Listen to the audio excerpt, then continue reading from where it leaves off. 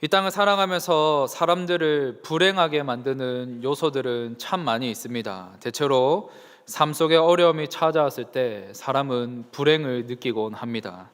관계의 어려움, 직장의 어려움, 사업의 어려움, 가정의 어려움, 건강의 어려움 등 이런 요소들로 인해서 사람은 불행을 느낄 때가 있습니다. 또한 지난주에 말씀드린 것처럼 고난은 늘 우리 가까이에 있습니다. 이 같은 고난도 우리를 불행하게 만들기도 합니다. 그런데 아주 쉽고 치명적으로 사람을 불행하게 만드는 또 다른 것이 있습니다. 그것은 바로 비교입니다. 다른 사람과 나를 비교하면서 불행을 느끼는 겁니다. 외모를 비교합니다. 학벌을 비교합니다. 가정 환경을 비교합니다.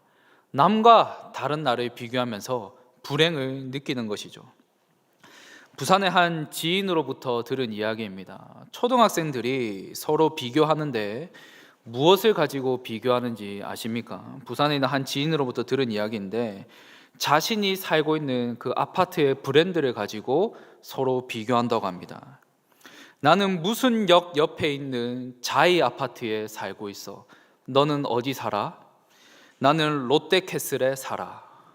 이런 식으로 서로 비교한다고 합니다. 그런데 심지어는 이런 비교 가운데 따돌리는 경우도 있다고 합니다.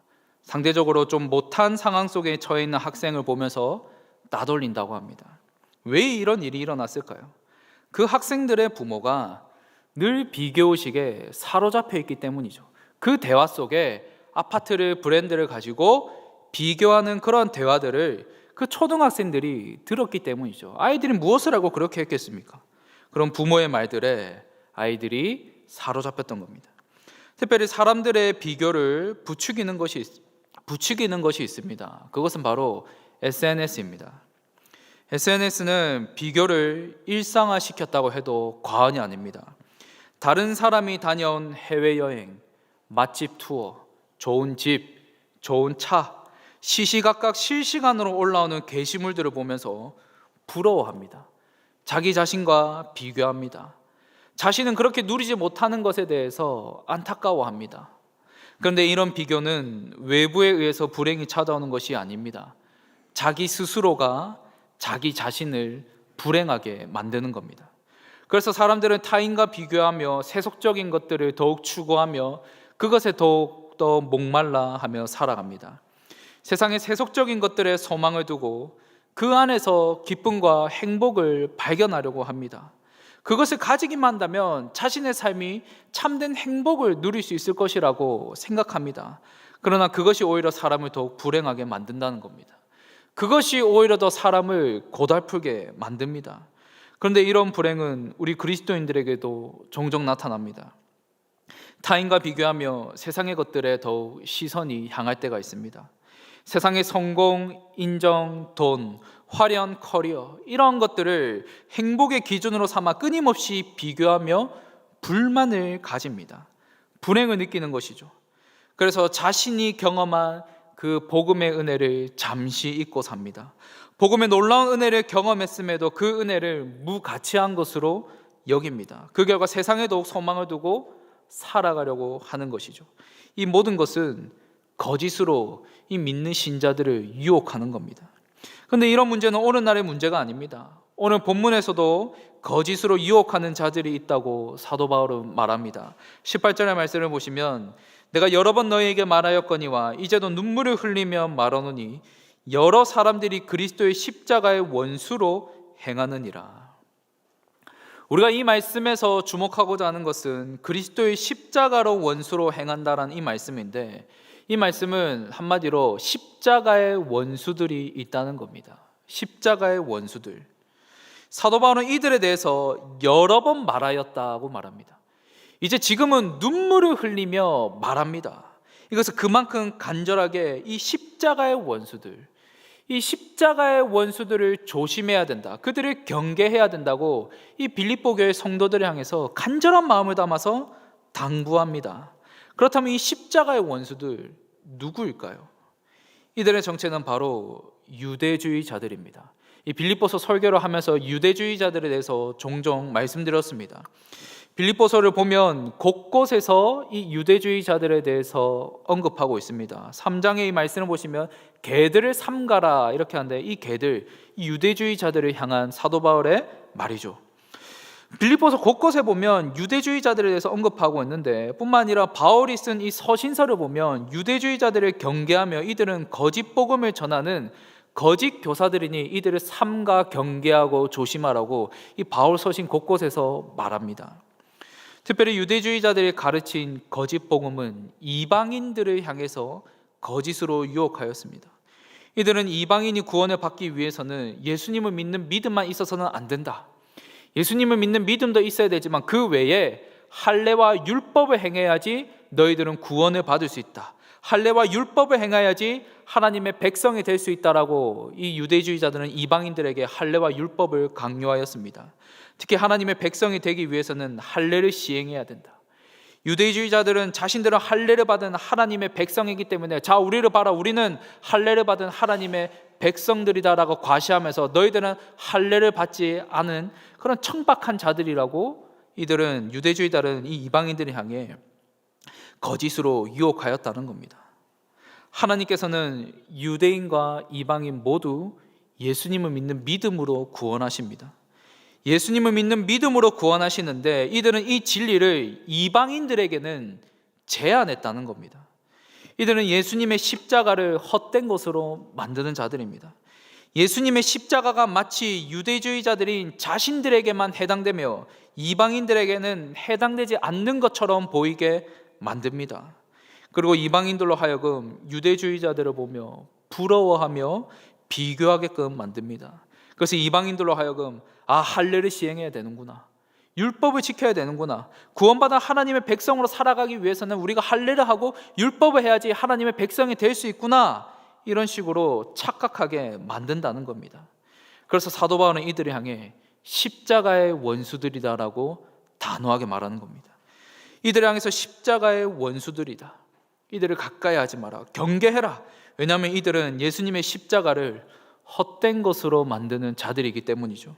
그래서 갈라디아서를 보면 이 같은 이 거짓 복음을 전하는 자들, 이들 향해 거짓 교사들, 유대주의자들 향해서 사도 바울이 강력하게 책망하는 말씀이 있는데, 이들 향해서 무엇이라고 말하면 저주가 있을 것이라고 말합니다. 그 사랑이 많은 사도, 사랑을 전하는 그 사도가 이들을 향해서는 강력하게 책망합니다. 저주가 있을 것이다. 사도 바울이 강하게 책망하는 것을 볼 수 있습니다. 그렇게 사도 바울이 여러 번 당부하며 심지어 눈물을 흘리면서까지 간절히 이 십자가의 원수들을 경계해야 된다라고 말합니다. 자, 그런데 이런 십자가의 원수들에게 나타나는 그 특징이 있습니다. 19절의 말씀을 보시면 그들의 마침은 멸망이요 그들의 신은 배요 그 영광은 그들의 부끄러움에 있고 땅의 일을 생각하는 자라. 19절의 말씀을 보시면 그들의 신은 배요라고 말합니다. 여기서 말하는 이 배는 신체의 소화기관을 의미합니다. 즉 먹는 것과 관련되어 있는 겁니다. 먹는 것, 먹고 소화시키는 그 배를 의미합니다. 특별히 유대인들은 이 음식법을 철저하게 지켰습니다. 구약시대 때부터 음식법이 제정되었기 때문에 철저하게 지켰습니다.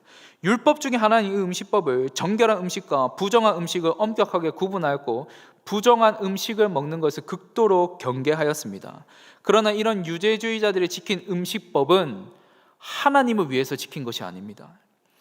이방인들에게 자신의 우월성을 가시하기 위해서, 자신들의 우월성을 가시하는 그런 외식에 불과했으며 오히려 이방인들에게 율법 중에 하나의 음식법을 지켜라는 그 강요에 지나지 않았습니다.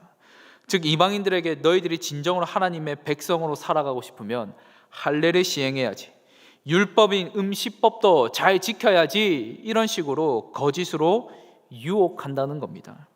이것은 하나님을 위한 것이 아닙니다. 하나님을 위한 것이 아닙니다. 그래서 사도 바울은 유대주의자들은 하나님을 바르게 섬기는 자들이 아니라 소화기관인 자신들의 배, 그 배를 신으로 섬기는 자들이라고 말한 겁니다. 자, 그런데 우리가 정말로 주목해야 될 부분이 있습니다. 19절 마지막입니다.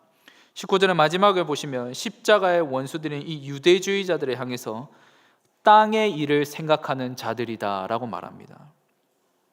여기서 말하는 이 땅의 일은 세상에 속한 것들로서 세속적인 것들을 의미합니다. 쾌락, 탐욕, 자랑, 과시, 명예, 이 세상에 속한 세속적인 것들입니다. 그런데 이런 세속적인 것들을 어떻게 한다라고 말합니까? 생각한다라고 말합니다. 땅의 일을 생각한다. 여기서 말하는 이 생각한다는 단순한 생각을 의미하지 않습니다. 그저 스쳐 지나가는 하나의 생각 정도, 그 정도가 아닙니다. 여기서 말하는 이 생각한다는 그 의미에는 온 정신이 그곳을 향해 있다는 겁니다. 이것이 무엇을 의미할까요? 온 마음을 다해 이 세상적인 것들을 원한다는 겁니다. 자신의 온 정신과 마음이 세속적인 것에 함몰되어 있다는 겁니다. 그렇다면 유대주의자들에게 있어서 이 땅의 일은 무엇을 의미할까요? 유대주의자들에게 있어서 땅의 일, 이방인들이 향한 과시이자 자랑인 겁니다. 우리는 할례를 했고 우리는 율법을 지키는 우리는 그런 유대주의자들이다. 과시하는 겁니다. 이방인들에게. 이러한 것들은 이방인들로 하여금 비교의식만 더욱 불러일으킬 뿐이죠. 성도 여러분, 이 같은 십자가의 원수들은 거짓으로 유혹하는 자들입니다. 거짓으로 유혹하여서 결국에는 예수님 믿고 따라가는 그 삶을 방해하는 자들입니다. 거짓으로 유혹해서 예수님을 온전히 따라가지 못하도록 만드는 자들입니다. 오늘날 우리가 살아가면서 우리에게 할례와 율법을 강조하는 유대주의자들이 있지는 않습니다. 혹시 주변에 보신 적 있습니까? 할례와 율법을 행해야 된다. 그런 자들 없습니다. 오늘날 우리의 주변에. 사실 우리는 유대인도 보기는 드뭅니다. 보는 것이 쉽지 않습니다. 그러나 그렇다고 해서 거짓으로 유혹하는 것들이 없느냐? 그렇지 않다는 겁니다. 여전히 예수님을 믿고 따라가는 성도들을 유혹해서 예수님을 온전히 따라가지 못하도록 만드는 것들이 있습니다. 곳곳에서 우리를 유혹합니다. 그것이 무엇일까요? 세속적인 가치관들입니다. 세상의 가치관과 문화, 하나님의 말씀과 위배되는 세상의 관습, 너무나 많은 것들이 우리를 유혹한다는 겁니다. 시시각각 실시간으로 유혹합니다. 그런데 문제는 그 세속적인 가치들이 더 가치 있게 보이게 만든다는 겁니다. 그것이 더 가치 있게 보인다는 겁니다. 세속적인 가치관에 따라 살아가는 것이 더 옳게 보이고 그것이 더 멋있어 보이게 만든다는 겁니다. 그래서 이런 것들을 가지면 나에게 유익을 가져다 주고 이런 세상적인 것들은 내 삶이 더 가치 있게 보인다고 생각해서 늘 다른 사람과 비교하며 비교의식에 빠져서 예수님을 믿음으로 구원이라는 이 최고의 가치를 가지고 있음에도 불구하고 그것을 가치 있게 여기지 않습니다. 즉 사라지지 아니하는 십자가의 복음을 누림에도 불구하고 썩어져 사라질 것들에 더욱 목말라하고 그것에 더 소망을 두고 그것을 더 가지려고 하는 모습들이 있다는 겁니다.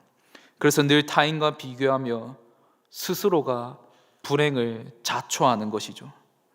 그러나 우리는 오늘 본문을 통해서 성도인 우리가 무엇에 진정한 가치를 두고 살아가야 하는지, 예수님을 믿는 그리스도인이라면 어디에 참된 소망을 두고 살아가야 되는지 오늘 본문을 통해 확인할 수 있습니다. 20절의 말씀인데요, 우리 20절의 말씀은 한 목소리로 함께 읽으면 좋겠습니다. 20절 말씀입니다. 시작. 그러나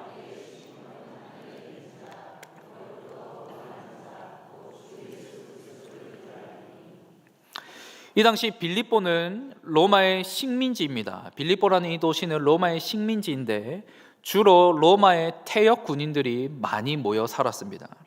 그래서 대부분의 주민들은 로마 시민권자였습니다. 로마 시민권자들이 대다수였는데 이 빌립보 교회 성도들 또한 대다수가 로마의 퇴역 군인으로서 로마의 시민권을 가진 자들이라 할 수 있습니다. 로마의 시민권, 그 당시 최고의 시민권이었습니다. 최고의 시민권. 사도 바울도 이 시민권을 가지고 있었죠. 이 최고의 시민권을 가지려면 많은 돈을 들여야 했습니다. 많은 돈을 들여서 살 정도로 가장 가치 있는 시민권으로 여겨졌습니다. 이 로마의 시민권은 함부로 할 수 없습니다. 어떤 사람이 함부로 체포도 할 수 없습니다. 로마의 시민권. 그런데 이런 시민권을 가지고 있는 그 빌립보 교회 성도들을 향해서 무엇이라고 말합니까? 우리의 시민권은 하늘에 있다라고 말합니다. 즉 소속이 바뀌었다는 겁니다. 이 땅에서는 로마 시민권을 가진 자로 살아가지만 이들의 진정한 소속은 하늘에 있는 하나님 나라라는 겁니다. 하나님 나라에 속한 자들로 살아가고 있다는 겁니다. 하늘의 시민권을 가지고 하나님 나라에 속한 자는 온 정신이 땅의 것을 향하지 않습니다. 온 마음을 다해 세속적인 것들을 원하지 않습니다. 하나님 나라에 속한 자는 더 이상 그 세상의 말들에 귀 기울이지 않습니다. 그렇다면 무엇에 진정한 가치를 두고 살아갈까요?